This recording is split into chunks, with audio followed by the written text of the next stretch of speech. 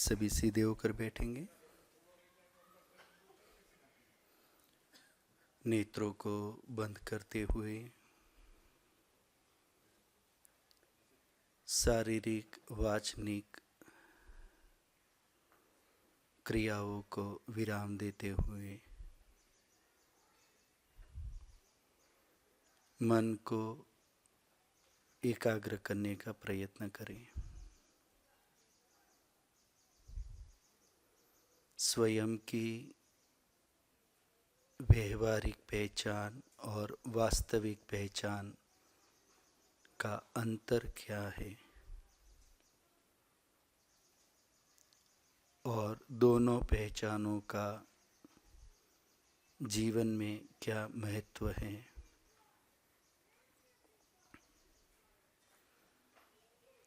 इस बात पर मन को केंद्रित करें। मन को एकाग्र करने के लिए 3 बार ओम का उच्चारण करेंगे।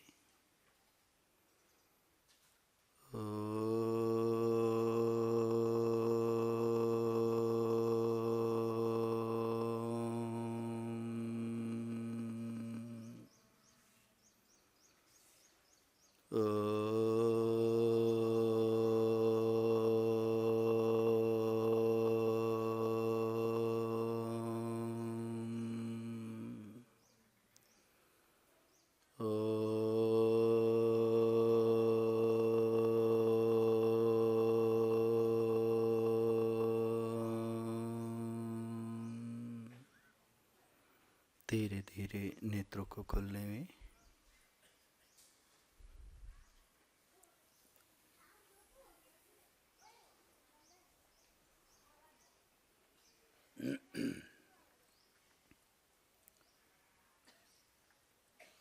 स्वयं के विषय में कि मेरा वास्तविक स्वरूप कि मैं चेतन हूँ और चेतन के रूप में कौन कौन से लक्षण होते हैं और जो मुझ में घटते हैं, स्वयं का स्वरूप कैसा है और स्वयं की नित्यता। तो चेतन का स्वरूप जानने पर क्या सामने आया कि चेतन मिटता है या रहता है, नित्य है। और हम अपनी जिस पहचान के साथ जीते हैं वो रहती है या मिटती है। हम मरना चाहते या जिंदा रहना चाहते, तो किस पहचान के साथ रह सकते हैं? जिंदा हम किस पहचान के साथ? नित्य वाली। समझ में आ रही? मृत्यु से डर लगता है कि नहीं लगता है? कितने लोगों को लगता है? मैं भी हूं, इसमें कोई चिंता मत करना, होलसेल में ही है सारे। लगभग कोई ऐसा नहीं होगा जिसको मृत्यु का भय न हो। अच्छा, मरने का भय क्यों लग रहा है? कभी विचारा आपने?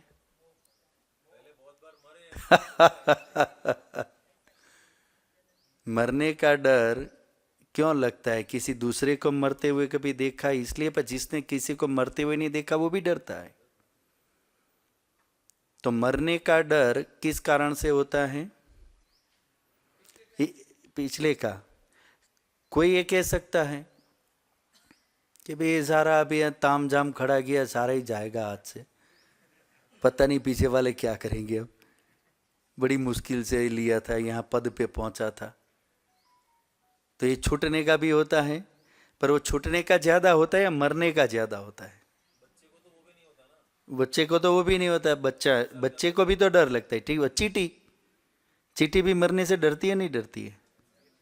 हैं? वो भी तो बचने का प्रयत्न करती है। थोड़ा एक बार है ना, माचिस की तीली जला के पीछे जाओ, देखो कैसे भागेगी। हैं? तो वो भी चाहती है भाई रहने दो रहने दो।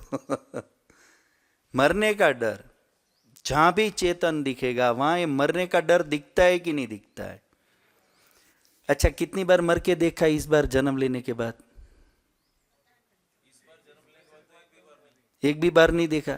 तो फिर मरने का डर क्या होता है, पता कैसे चला है? इस जन्म में तो मर के नहीं देखा ना, मरते मरते बचे कि लग जाए कि मरते मर ऐसा मरण होता है, ऐसी मृत्यु होती है कि खुद दम घुट गया, 26 जनवरी कच्छ का भूकंप जैसे था है, 5 मंजिला नीचे दब गए और निकल गए, तो लगता है कि मरते मरते बचा। तो समझ में भी है कि हाँ मृत्यु को देख के आया, पर हमें तो ऐसा भी कोई एक्सपीरियंस नहीं है, पर फिर भी डर तो लगता है। तो ये क्या दिखाता है? क्योंकि मरे बिना मरने का डर, तो अब कोई भी चीज है आपने कहीं खा रखी है खट्टी मीठी कड़वी, तो दूसरी बार आप दूसरी जगह उस चीज को देखते ही तुरंत क्या करोगे? तो एक कैसे होगा? किया हुआ है। और कोई चीज का बुरा अनुभव कर रखा है, तो उस चीज को देखते ही तुरंत क्या विचार आएगा?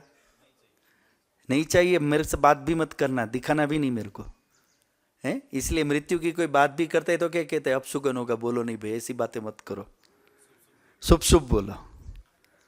अरे जीवन का सत्य शुभ क्या बोलना, शुभ ही है सारा, मरेंगे शुभ है, इससे बड़ा शुभ क्या है? सत्य शुभ ही होता है कि अशुभ होता है? तो मरना है सत्य है असत्य है? तो शुभ है अशुभ है? शुभ ही है।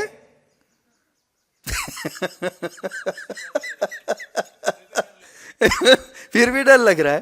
अरे सत्य है, सत्य शुभ ही होता है। कभी सत्य हो और अशुभ हो ऐसा कोई उदाहरण देखो कि वो सत्य भी है और अशुभ भी है।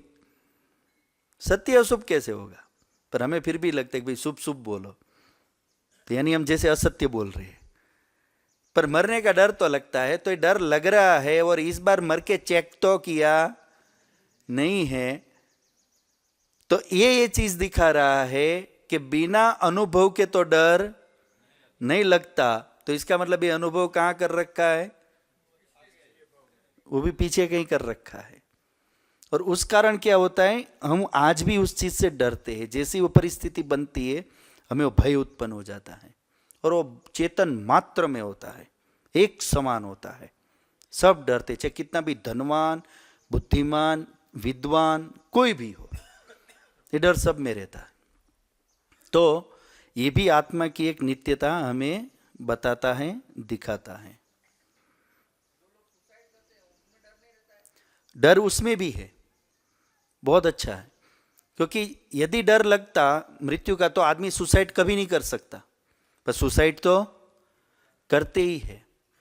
पर उस समय क्या होता है कि जिन परिस्थितियों के कारण वो दुख है, वो दुख इतना प्रबल होता है कि उसके सामने क्या लग रहा है? मृत्यु उस दुख का छुटकारा लगता है। बात पकड़ में आ रही है?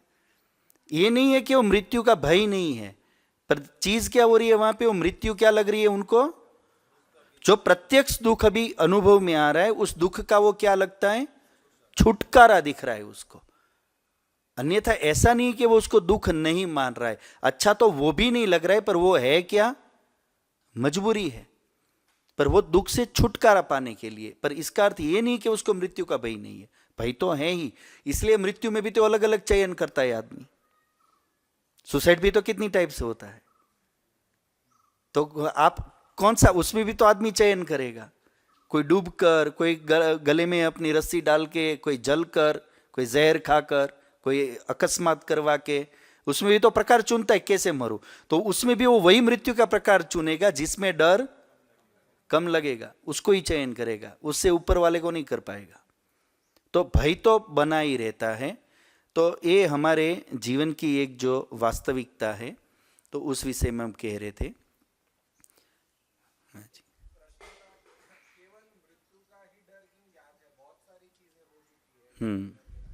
जी,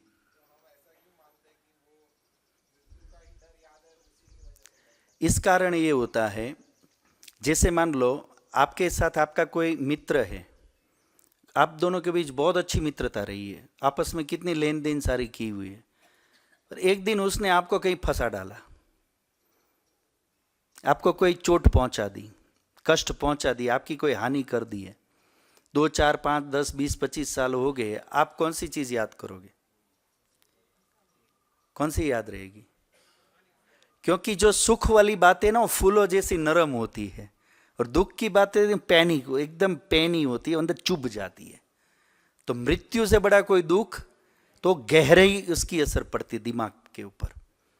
इसलिए क्या होता है, वो हमें याद रह जाता है। और चीजें भी याद होती है। ये जो संस्कार के रूप में हम जिन जिन विषयों में प्रोग्रेस करते हैं वो भी क्या है, तभी तो आप उसको रिकॉल कर पा रहे हो और उसमें आप आगे बढ़ पा रहे हो। डायरेक्ट याद नहीं है। और यदि याद करने की बात करें तो पिछले इसके विषय में बहुत अच्छा अपने शास्त्रों में दिया है कि पीछे के जन्म की हम बात सोचते कि तो मुझे पीछे का कुछ याद क्यों नहीं आ रहा, पर कोई आपसे पूछे आप इस जन्म का भी कौन सी बात याद रख पाते हो सारी? पिछले बुधवार का याद कर लो, किस कलर का टी शर्ट पहना था,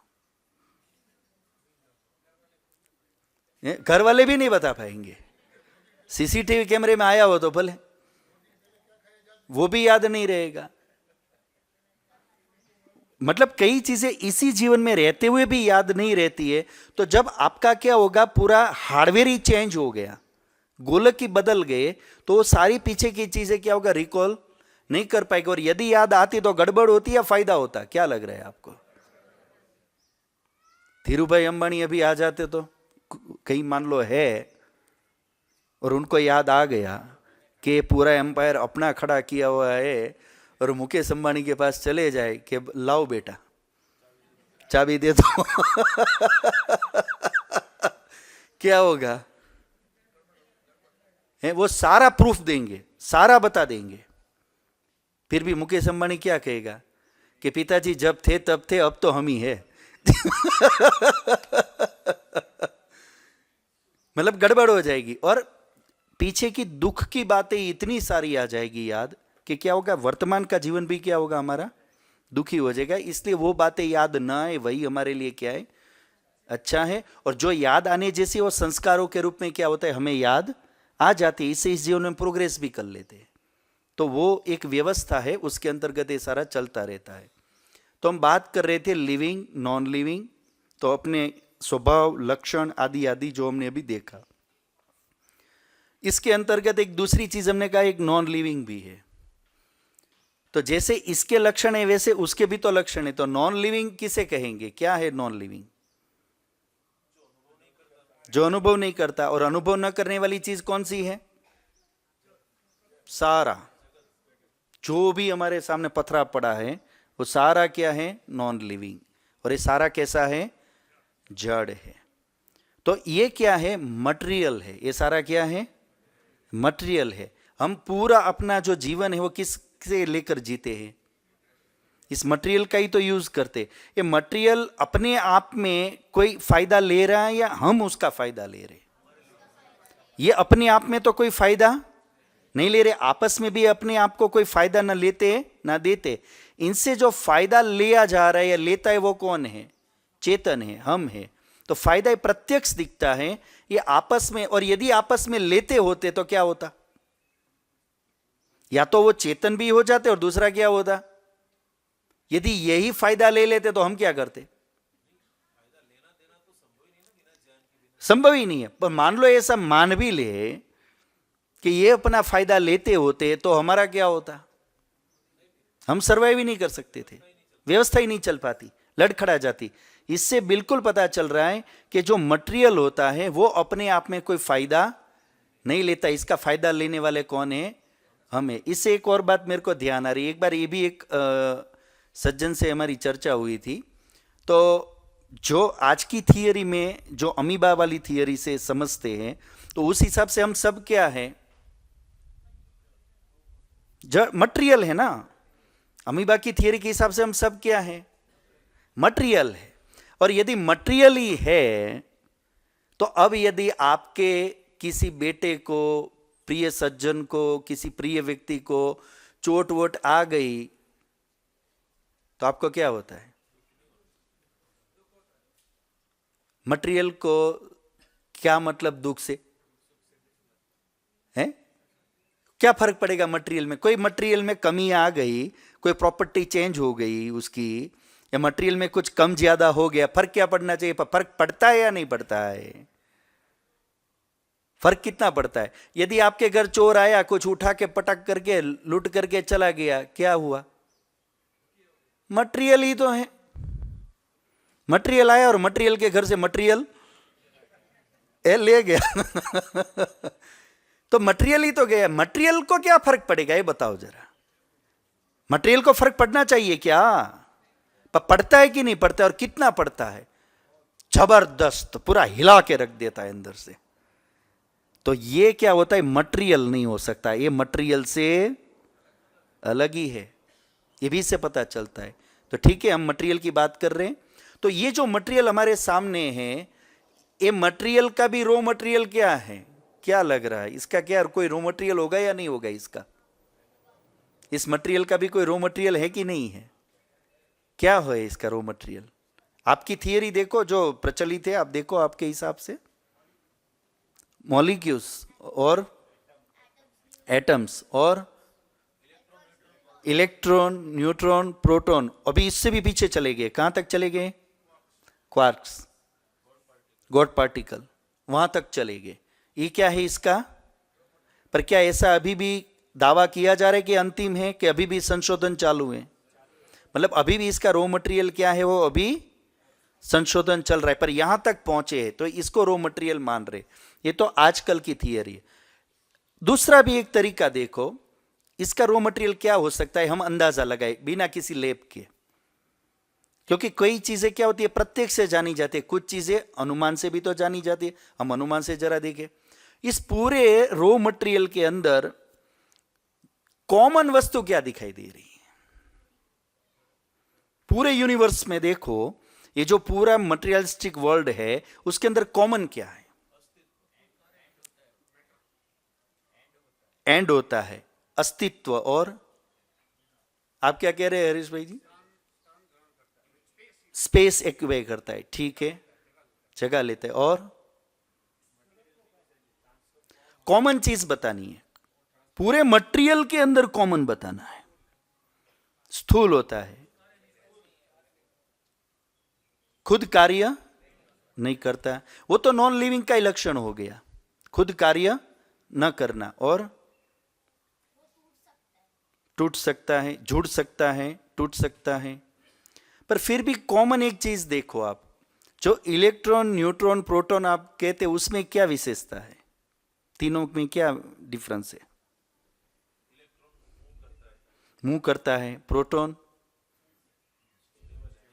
वो नहीं करता है। ऐसे पूरे यूनिवर्स के अंदर देखो, कोई चीज कॉमन दिखाई दे रही है क्या? तीन चीजें देखने को मिलेगी पूरे यूनिवर्स के अंदर कॉमन। आप देखो, एक मूवमेंट, क्रिया कॉमन है सभी पूरे मटेरियल के अंदर। एक क्या हो रहा है? क्रिया होगा। दूसरा प्रकाश, दूसरा क्या है? लाइट, ऊर्जा कहो, जो भी कहो, प्रकाश कहो, ऊर्जा कहो, लाइट। एक दूसरी चीज इसके अंदर ये कॉमन है। और तीसरी चीज क्या है? स्थिरता। तीसरी क्या है इसके अंदर? मतलब वो अपने आप में कैसा है? एक स्थिर भी है। तीन चीजें देखने को मिलती है। ये पूरे यूनिवर्स के अंदर जितना भी रॉ मटेरियल है, उसमें तीन चीजें कॉमन देखने को मिल रही है, कि इसके अंदर स्थिरता है, गति भी है, और प्रकाश है, ऊर्जा भी है। तो इसका मतलब क्या हुआ? इसका जो रॉ मटेरियल है वो कैसे लक्षणों वाला है? प्रकाश, गति और स्थिरता वाला। ऐसा इसका जो रॉ मटेरियल है।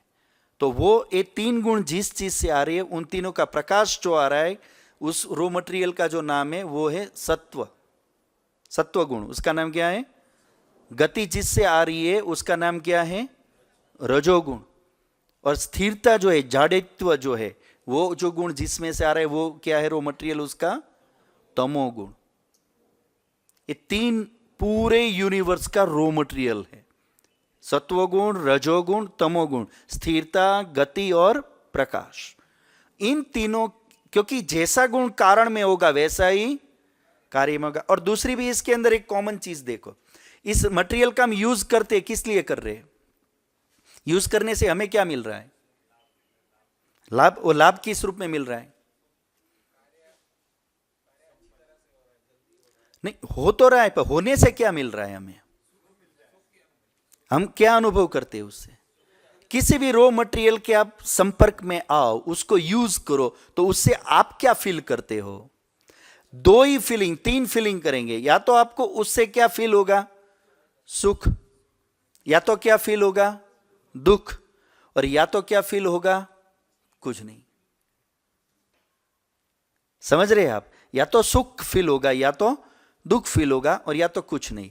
तो इसमें भी ये जो सुख वाला गुण है ये आता है सत्व गुण में से। तो सत्व गुण में से कितनी चीजें हो गई, दो, प्रकाश और सुख। ये दुख है वो कहां से आ रहा है, रजोगुण से। गति और दुख एक किसमें से आ रहे हैं, ये रजोगुण की प्रॉपर्टी है। और स्थिरता और जो एक प्रकार की मूढ़ता कहे हम, वो गुण किसका है, तमोगुण का। इसलिए इस पूरे यूनिवर्स का जो मटेरियल है उसमें ये चीज हमें कॉमन सब जगह दिखाई देती है, प्रत्यक्ष ये भी दिखाई देती है। और जब अनुभव करते हैं तो भी ये सुख दुख आदि जो अनुभव में आ रहे हैं, इन वस्तुओं से क्यों आ रहे हैं, क्योंकि इसमें क्या है, ये सुख और दुख इसके गुण है। ये बात पकड़ में आ रही है? आपको तीखा लग रहा है, इसका मतलब क्या हुआ, आपने मिर्च खाई है, आपको तीखी कोई चीज लग रही है, इसका मतलब क्या हुआ, गन्ना तो तीखा नहीं लगेगा। तो तीखा लग रहा है मतलब क्या है, आपने क्या खाया है, मिर्च खाए। तो तीखापन कहां से आ रहा है, मिर्च में से आ रहा है। तो ऐसे कोई चीज आप यूज कर रहे हो या किसी भी प्रकार का व्यवहार करते हुए आपको जो दुख अनुभव में आया है वो किसके कारण से है, ये रजोगुण के कारण से आया। पकड़ में आ रही है? और यदि सुख अनुभव में आया तो किसके कारण से आया, ये सत्वगुण के कारण से आया है। और कुछ भी समझ में नहीं आया तो किसके कारण से है, तमो। हैंग हो गए हैं, हैंग हो जाते हो ना, ये हैंग होते हो नहीं होते हो, अभी प्रवचन में भी ये कौन हैंग कर रहा है, तमोगुण। यदि यूं हो गए हैं, पता नहीं क्या चल रहा है तो ये हैंग है। और ये किसने कर रखा है हैंग, लगेगा आचार्य जी ने किया है है कि आचार्य जी ने पूरा हैंग कर दिया। वास्तव में किसने किया है, तमोगुण ने किया है। अभी यहां पे कोई शो चल रहा होता तो हैंग होते क्या, हैं कि बैठे बैठे भी पूरे डुलते हैं, क्योंकि वो रजोगुण आ रहा है। वहां से क्या आ रहा है रजोगुण आ रहा है, इसलिए वो हिला रहा है, डुला रहा है आपको। तो ये रॉ मटेरियल के अंदर रहा है सत्वगुण, रजोगुण और तमोगुण है, ये इनके गुण धर्म है और ये पूरे यूनिवर्स में दिखते हैं। इसी कारण ही हमारे व्यवहार के अनुभव में आ रहे। तो ये जो हमारे सामने आज पूरा यूनिवर्स है, ये हमारा बॉडी है, किस चीज से बना है, यहीं से चलो, ये बॉडी किस चीज से बना है पूरा, नहीं डायरेक्ट नहीं, स्टेप बाय स्टेप चलो। किस चीज से बना है बॉडी, माता पिता के शरीर से, माता पिता के रजवीर्य से बना है। माता पिता का रज और शुक्र किस चीज से बना, भोजन से। उन्होंने जो भोजन दिया उसका जो अर्क था उससे बॉडी बना है। भोजन किस चीज से बना, वृक्ष वनस्पति, स्टेप बाय स्टेप चलो। किससे बना, वृक्ष वनस्पति। वृक्ष वनस्पति कहां से उत्पन्न हुए, जमीन से। खाली जमीन के, उसमें जल भी, वायु भी, प्रकाश भी, सारी। तो इन पंच महाभूत से क्या, पांचों तत्वों से क्या उत्पन्न हुआ, वृक्ष। तो पंच महाभूत जो है पांच, अग्नि जल पृथ्वी वायु, तो एक किससे उत्पन्न हुए फिर। तो पहले इनके लक्षण जानो। पृथ्वी का लक्षण क्या है, जड़त्व भी है, पर व्यवहार में आप सुगंध गंध लेते हो कि नहीं लेते हो, तो इसका भी कोई मटेरियल होगा कि नहीं होगा। तो एक गंध गुण है, किसका है, ये पृथ्वी तत्व का है। फिर उससे पीछे चलो, रस तत्व भी है कि नहीं है, तो रस तत्व किसका है, ये जल का है। इससे पीछे चलो तो और कौन सा है, रूप तत्व। तो रूप किसका है, ये अग्नि का है। और भी एक चीज हमारे अनुभव में आती है, स्पर्श, ठंडी गर्मी नरम कठोर, ये किसका है, ये वायु का हो गया। इससे पीछे और चलो, और एक चीज क्या हम पकड़ते हैं, साउंड। अभी आप तक मैं जो पहुंच रहा हूं, किस चीज के माध्यम से पहुंच रहा हूं, शब्द। तो ये किसका गुण है? ये आकाश का है। हर प्रॉपर्टी का अपना अपना क्या होगा, एक मटेरियल, उसकी एक वस्तु तो रहेगी, ये उसके गुण है। तो ये जो है गंध, रस, रूप, स्पर्श और शब्द, इनका जो आधार है वो कौन है? पृथ्वी, जल, अग्नि, वायु, आकाश। तो अब इनका रॉ मटेरियल कौन है? इनका भी होगा कि नहीं होगा? साइंटिस्ट अपनी तरीके से कर रहे हैं, हम अपनी तरीके से कर रहे हैं, तो इसका भी कोई रॉ मटेरियल होगा कि नहीं होगा? होगा ना, उसका भी तो एक रॉ मटेरियल चाहिए। तो उसका जो रॉ मटेरियल है उसको बोलते हैं तन्मात्रा। क्या बोलते हैं? तन्मात्रा। और तन्मात्रा का अर्थ है 5 वस्तु, शब्द, स्पर्श, रूप, रस, गंध। तो रस तन्मात्रा से जल, गंध तन्मात्रा से पृथ्वी, ये जो भूत है ये उस तन्मात्रा से बने हैं। ये बात पकड़ में आ रही है? उसमें ऐड करते जाओ तो ये स्थूल बन जाते हैं, और ये उसके सूक्ष्म स्वरूप है। तो तन्मात्रा है, तो तन्मात्रा का भी तो कोई होगा रॉ मटेरियल है? तन्मात्रा का भी कोई रॉ मटेरियल होना चाहिए कि नहीं होना चाहिए? उसका भी कोई रॉ मटेरियल है। उसका जो रॉ मटेरियल है उसका नाम क्या है? अहंकार। क्या है? अहंकार। अब अहंकार किसे कहे ये फिर बता देता हूं आपको। और अहंकार यदि रॉ मटेरियल होगा तो उसका भी तो कोई रॉ मटेरियल होना चाहिए कि नहीं होना चाहिए? उसका जो रॉ मटेरियल है उसका नाम है महत तत्व। क्या है? महत तत्व। और महत तत्व के अंदर सात्व, रज और तम तीनों अंदर मिले हुए हैं। सत्व गुण उसमें ज्यादा है, थोड़ा बहुत रजोगुण है, और इससे बहुत कम तमोगुण है। तो ये किससे बना? महत तत्व किससे बना? सत, रज और तम से। तो सत, रज, तम का कारण कौन? उसका रॉ मटेरियल क्या होगा? अब हद हो रही है आचार्य जी, अब तो ब्रेक मारो। तो इसका क्या होगा रॉ मटेरियल? सत, रज, तम का।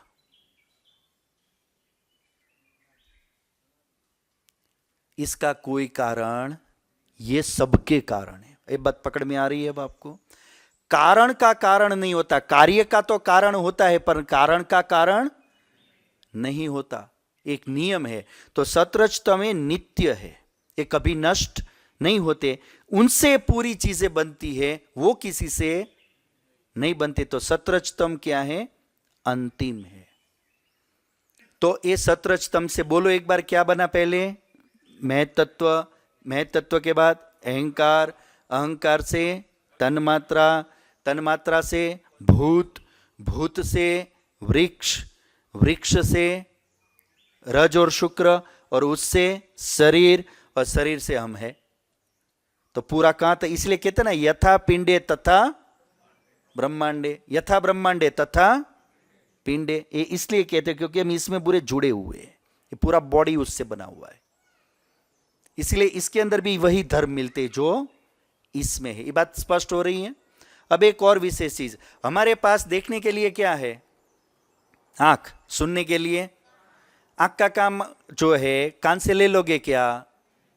और कान का काम नाक से ले लोगे क्या? सूंघना है तो क्या चाहिए? कान से चलेगा। आंख का काम कान से नहीं चलेगा, कान का काम नाक से नहीं चलेगा। हर काम को करने के लिए उसका अपना अपना एक इंस्ट्रूमेंट चाहिए, और है कि नहीं? बॉडी के अंदर भी हर चीज के लिए, यदि ब्लड को शुद्ध करना है तो उसके अलग है, पाचन करना है उसके अलग तंत्र है। पूरी प्रक्रिया अंदर भी देखे तो भी क्या है, बॉडी में भी सारी चीजें अलग अलग है। तो इससे समझ में क्या आ रहा है? हर काम को करने के लिए उसका एक क्या चाहिए? एक अलग यंत्र चाहिए उसका। उस यंत्र के बिना वो काम नहीं हो सकता। तो ये सारी चीजें हमें समझ में आ रही है। तो विचार केवल देखते हैं, खाते हैं, पीते हैं, सूंघते हैं, पचाते हैं, इतना ही करते हैं? उससे आगे भी हम और भी बहुत कुछ करते हैं, और बहुत कुछ करते हैं। सोचते विचारते या नहीं विचारते? तो विचारते किससे हैं? अब दिमाग में भी दो चीज है, एक तो होता है ब्रेन, एक तो होता है ब्रेन और एक होता है माइंड, मन। तो आजकल के आपके उसमें क्या कहते हैं, पर मन और ब्रेन दोनों एक है, अलग अलग है? जबकि विचारना हम किससे मानते हैं ज्यादातर? ब्रेन से। पर मन का एक लक्षण होता है कि मन एक समय में एक काम कोई कर सकता है। ब्रेन एक समय में एक काम कर रहा है कि अनेक काम कर रहा है? पकड़ में आ रही है बात आपको? ब्रेन एक टाइम में एक काम करता है कि अनेक काम करता है? अनेक काम कर रहा है। जबकि मन का लक्षण क्या है? वो एक टाइम में एक ही काम कर सकता है। इसलिए क्या है, ब्रेन अलग है और मन, तो मन उससे अलग चीज है। तो यदि विचारने का काम चल रहा है तो उसका भी एक क्या चाहिए? साधन। और उसी साधन का नाम क्या है? मन। और मन हो गया, मन का काम है विचार करना, ये ऐसा है, वैसा है, ऐसा है, ऐसा है, इसका ऐसे करो, इसका वैसे करो। पर केवल हम विचार ही करते हैं या उससे आगे भी कोई स्टेप लेते हैं? विचार करने के बाद क्या स्टेप लेते हैं हम? डिसीजन लेते हैं। क्या लेते हैं? निर्णय करते हैं। तो निर्णय करने के लिए भी क्या चाहिए? एक साधन चाहिए। उस साधन का नाम है बुद्धि। निर्णय करने के साधन का नाम क्या है? बुद्धि। और एक चीज भी चाहिए, ये जो हमें लगता है, आप छोटे थे तब भी अपने आप को क्या कहते थे? मैं हूं। बड़े हो गए तब भी अपने आप को क्या कहते हैं? मैं हूं। बूढ़ा हो जाएंगे तो भी अपने आप को क्या कहेंगे? जबकि मैं तो कितना बदल गया, फिर भी अपने आप को मैं जो कहते वो वैसा ही वैसा है कि नहीं है? वो बदला क्या? तो ये मैं हूं ये कैसे पता चला? जैसे आपको कोई आपका फोटो दिखाए तो आप वो फोटो देख के क्या कहोगे? ये कौन है? मैं हूं। तो ये आपने कब कहा? क्या देख के कहा? अपनी फोटो देख के, अपने आप को देख के। आईने के सामने खड़ा होकर कोई पूछेगी कौन है तो क्या कहोगे? अरे भाई मैं हूं। तो कब कहा आपने? तो अपने आप को देख के कहा। तो मैं हूं ये अनुभूति लाने के लिए भी एक क्या चाहिए? जैसे आईना चाहिए, ऐसे अपने आप को ये अनुभव में लाने के लिए भी एक क्या चाहिए? एक साधन चाहिए। उस साधन का नाम है अहंकार। उस साधन का नाम क्या है? अहंकार। तो सतरज तम से सबसे पहले क्या बना? महत्त्व यानी बुद्धि। फिर दूसरा बना अहंकार। तीसरा बना, उस अहंकार से फिर कितनी चीजें बनी? 16। कितनी चीजें बनी? 16। एक तो बना मन, एक क्या बना? और 5 बनी वो तन मात्राएं। कितने हो गए? 6। 5 बनी ज्ञानेंद्रिया। 5 क्या बने? ये आंख, कान, नाक आदि जो है ये क्या है हमारी? पूरा हम किससे इनपुट किससे लेते हैं? सारा इन्हीं से। तो ये 5 ज्ञानेंद्रिया। और सारा करते किससे हम? हाथ, पैर, मुंह आदि। ये क्या है हमारी? कर्मेंद्रिया। तो 5 ज्ञानेंद्रिया और 5 कर्मेंद्रिया। टोटल कितनी चीज बनी अहंकार से? 16। और पीछे की कितनी है? 2, बुद्धि और अहंकार। टोटल कितनी हो गई? 18। इस 18 का जो पैकेज है उसी का नाम है सूक्ष्म शरीर। ये क्या है? और ये जो दिखता है वो कौन सा है? तो हमारे कितने शरीर हो गए? 2। एक स्थूल शरीर और एक, ये तो चेंज होता रहता है, पर वो क्या होता है? चेतन के साथ चलता रहता है। तो सारा डेटा किस में पड़ा रहता है? सूक्ष्म शरीर में। पकड़ में आ रही है बात? फिर जहां जिसमें डालोगे वो फाइल खुल जाएगी, पेन ड्राइव। तो ये डेटा अपने साथ में लेके सूक्ष्म शरीर घूमता रहता है। तो ये चीज है हमारे शरीर की, जीवन की, इसकी एक वास्तविकता। और आगे भी हमें एक विषय और समझना है। समय थोड़ा है हमारे पास, तो विचार करने का प्रयत्न करते हैं। हाँ जी। मन, बुद्धि, ये जो 18 चीजें मैंने बताई, मन, बुद्धि आदि इंद्रियां, वैसे ऐसा बताते हैं कि इनके स्थान अपने अपने गोलक में है। यानी आंख जो नेत्रेंद्रिय है उसका जो हमारे है उसका स्थान क्या है? उसके अपने गोलक में है। फिर जो श्रोत्र इंद्रिय है उसका स्थान भी क्या है? इस कान में है। मन और उसका हम क्या है? मस्तिष्क के अंदर बुद्धि का स्थान मान सकते हैं। पर चेतन है उसका स्थान फिक्स नहीं है। चेतन मूवमेंट करता है। मन का अलग से कोई ऐसे ध्यान नहीं किया जाता, मन से ध्यान किया जाता है। जैसे आप आंख को देखना चाहो तो देख सकते हो या आंख से देख सकते हो? आप अपनी आंख को देखना चाहो तो आप अपनी आंख से अपनी आंख देख सकते हो या आंख से देख सकते हो? मेरे प्रश्न का उत्तर नहीं दिया। आप अपनी आंख को देखना चाहते हो तो आप अपनी आंख को देख सकते हो या आंख से देख सकते हो? मतलब आंख तो नहीं देख सकते ना। तो ऐसा ही मन का है, मन आपको सारी चीज दिखाता है, पर आप ऐसे चाहो कि मैं मन को देखूं तो देख तो सकते हो समाधि में आप, पर आप ये चाहो कि मैं उसका स्थान विशेष में ध्यान लगा करके करूं तो ये संभव नहीं है, क्योंकि इसके लिए चेतन का ध्यान करना ही ठीक है। क्योंकि चेतन का ध्यान करते करते जब चित्त की अवस्था बदल जाएगी तो अपने आप मन का साक्षात्कार हो ही जाएगा आपको। तो इसके लिए स्थान ढूंढने की जरूर नहीं है, जो प्रोसेस है वो पकड़ने की जरूर है। और दूसरा ये प्रश्न आया, ये तो साथ में बता दूं, हमारी 3 अवस्थाएं होती है। हम जागते भी हैं, अच्छा अभी जाग रहे हैं या सो रहे हैं? और सोते भी हैं, जागते भी है और सोते भी है। और तीसरी चीज एक कौन सी अनुभव करते हैं हम? एक जागने वाली करते, एक सोने वाली, और तीसरी स्वप्न भी तो देखते हैं कि नहीं देखते? ये तीसरी चीज है। ये तीनों हम अनुभव करते हैं कि नहीं करते? तो ये नींद क्यों आ जाती है, कब आ जाती है? कभी किसी ने देखा कि नींद ऐसे आ गई कि चले ही जाते हो? चले ही जाते हो, पता रहता है, लुढ़क ही जाते हैं ना सीधे। और आंख भी खुली जाती है, मतलब जब खुलती है तब भी कि ये नहीं होता कब आ रहा हूं, आ गया, कि सीधी खुली जाती है, खुली जाती है। सो रहे तो ऐसा देखते कब जा रहा हूं, कि सीधे ही सो जाते हो, सीधे ही सो जाते हो। ऐसा क्यों हो रहा है? ये होता है आत्मा की मूवमेंट के कारण। ये किस कारण हो रहा है? जब आत्मा मस्तिष्क में रहता है तब हमारी जागृत अवस्था रहती है। जैसे ही आत्मा नीचे की ओर चला गया, ये अंदर मूवमेंट करता है, यहां और यहां 3 जगह है, तो तीनों जगह हम घूमते रहते मतलब ये मत समझना बाहर घूमते कहीं, फिर आप वो भूत प्रेत ले आओगे। तो यहां से यदि वो यहां चला गया तो क्या होगा? तुरंत ही क्या आ जाएगी? नींद। अब न यहां का न यहां का, और यदि घूमने निकल गया तो सपने दिखाएगा यहां आ गया तो जब कंठ में होता है तो क्या आते हैं? हमें स्वप्न आते हैं। और जब यहां हृदय प्रदेश में रहते हैं तब नींद आ जाती है, और मस्तिष्क में रहते हैं तब हम क्या होते हैं? फुल एकदम फ्रेश एनर्जेटिक अनुभव करते हैं। तो इसका एक ये भी है, सूक्ष्म शरीर भी मान सकते हैं आत्मा के साथ ही रहता है। तो जब आत्मा भी ये 3 स्थान बदलता है तो सूक्ष्म शरीर भी क्या है? उसके साथ अपना स्थान बदल रहा है, ये भी एक मान सकते हैं। तो दोनों इसमें उपाय रहते। हाँ जी,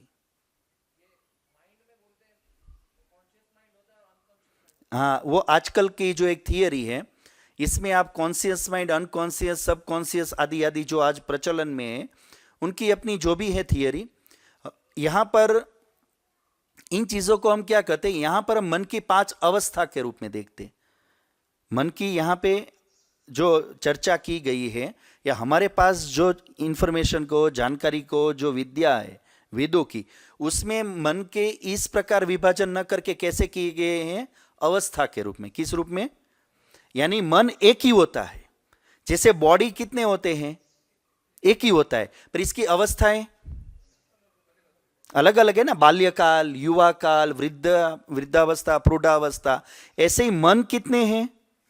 एक है, पर उसकी क्या है? अलग अलग अवस्थाएं। उसकी एक अवस्था का नाम है क्षिप्त अवस्था, दूसरी है मूढ़ावस्था, तीसरी है विक्षिप्त अवस्था, चौथी एकाग्र अवस्था, और 5वीं है निरुद्ध अवस्था। तो 5 अवस्थाएं मन की मानी गई है, और हर अवस्था के हिसाब से क्या होता है? आदमी का कैरेक्टर होता है। ये बात पकड़ में आ रही है आपको? चाहे उसकी मेमोरी कहो, कैरेक्टर कहो, जो भी कहो, उसका लेवल कहो, नॉलेज कहो, उसके संस्कार कहो, वो उसके क्या होता है? इस अवस्था के हिसाब से काम करते हैं। ये बहुत सटीक व्यवहार से जुड़ा हुआ लगता है, एक अलग विषय है पूरा योग दर्शन का। पर इस कॉन्शियस सबकॉन्शियस वाला जो है, एक थियरी के रूप में भी प्रचलन में है। कहने को बहुत सारी चीजें कहते हैं, पर उसके ऊपर भी बहुत सारे प्रश्न हैं कि वो इतना प्रमाणिक माना जाए या न माना जाए, वो एक अलग विषय हो जाएगा। पर यहां पर ये रूप में हम मानते हैं। तो ये जीवन के हमारी पूरी संरचना, सूक्ष्म शरीर, स्थूल शरीर, प्रकृति, इस सतरजतम के समूह को क्या बोलते हैं? प्रकृति। और हम अपने आप को क्या बोलते हैं? चेतन भी कहते हैं और दूसरा इसको जीव भी कहते हैं। दोनों कह सकते, चेतन भी कह सकते हो, जीव भी कह सकते हो, और तीसरा आत्मा भी कह सकते हो, और उसको प्रकृति कह सकते हो, सतरजतम भी कह सकते हो। तो ये दो चीजें हो गई है। अब हमें ये विचारना है कि ये जो दो चीजें हैं और हम अपने जीवन में दोनों समन्वय करके चल रहे, दोनों आपस में बिल्कुल घुल मिल गए, जुड़ गए, और हम इस जीवन को सरवाइव कर रहे, और अपने जीवन में हमने कई सारी चीजें बनाई है, बहुत कुछ अपने जीवन में हमने किया है। ये जो भी चीजें दिखाई दे रही साहब, ये किसकी की हुई है? अभी ये पूरा सारा किसका किया करा है? अभी माइक देख लो, मोबाइल देख लो, ये देख लो, सारा हमने ही किया है। कपड़े, खाना पीना, इतनी टेक्नोलॉजी। आज चाहे आप मंगलयान कहो, चंद्रयान कहो, चाहे बुर्ज खलीफा बिल्डिंग कहो, चाहे आप नासा जैसी बड़ी बड़ी XYZ, ये सारे बड़े से बड़े काम हैं या नहीं है? ये बड़े बड़े काम हैं कि नहीं? बड़े बड़े डैम, बड़ी बड़ी रेलवे लाइन, टनल, ये सब किया हुआ है कि नहीं? किसने किया है? चेतन ने या जड़ ने? और चेतन कौन है? और हमने किया है कि नहीं किया है? ये करके हमने साबित कर दिया है ना कि यह काम हमने किया है। तो ये जो चीजें हमारी की कराई हुई हम देख रहे, मान रहे, केवल इतनी चीजें हैं या इससे अलग भी कोई चीजें ऐसी है जो की गई है या है? केवल हमारी बनाई हुई चीजें ही हैं या इससे भी बढ़कर बढ़िया चीजें भी बनी हुई है? जैसे कि सूर्य, चंद्र है, पहाड़, पूरा इकोसिस्टम, यहां तक कि अपना बॉडी ले लो, ये पूरा बॉडी ले लो, कितना इसका मैकेनिज्म देखो, पूरा कितना जटिल है। केवल दिमाग का कल हम बात कर रहे थे, कितना जटिल है। तो ये चीजें भी बनी हुई है कि नहीं है? ये भी बनी हुई है, बुर्ज खलीफा भी बना हुआ है, सब बना हुआ है, पर इसमें से सारा हमारा बनाया हुआ है या कुछ बनाया हुआ है? और दूसरी चीज भी बनी हुई है या नहीं है? तो ये चीज यदि बनी है तो ये चेतन बना सकता है या जड़ बना सकता है? क्योंकि चेतन बना है, क्यों बना सकता है, जड़ नहीं बना सकता? क्या लक्षण सुबह बताया था, अभी हमने क्या चर्चा की थी? क्योंकि कोई भी वस्तु बनाने से पहले प्रयोजन होना जरूरी है। पकड़ में आ रही है बात? कोई भी वस्तु बनाने से पहले क्या चाहिए दिमाग में? वो प्रयोजन हो तो फिर क्या होता है, कोई चीज बनती है। हमारे व्यवहार का प्रत्यक्ष अनुभव है। तो ये प्रयोजन कौन रख सकता है, जड़ या चेतन? चेतन। तो यदि ये चीजें बनी हैं और चेतन बना सकता है, तो कुल मिला के पूरे संसार में दो वस्तु हमारे सामने है, एक लिविंग और नॉन लिविंग। तो इसमें से चेतन कौन है? हम हैं। चेतन कौन है? हम हैं। तो ये किसकी बनाई हुई है? सारी चीजें हमारी बनाई हुई ना।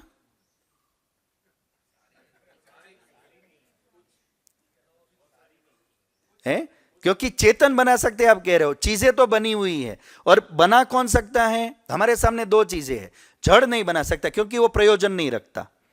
तो ये बात तो पक्की है, इसको बना तो चेतन ही सकता है। और टोटल हमारे सामने कितनी चीजें हैं?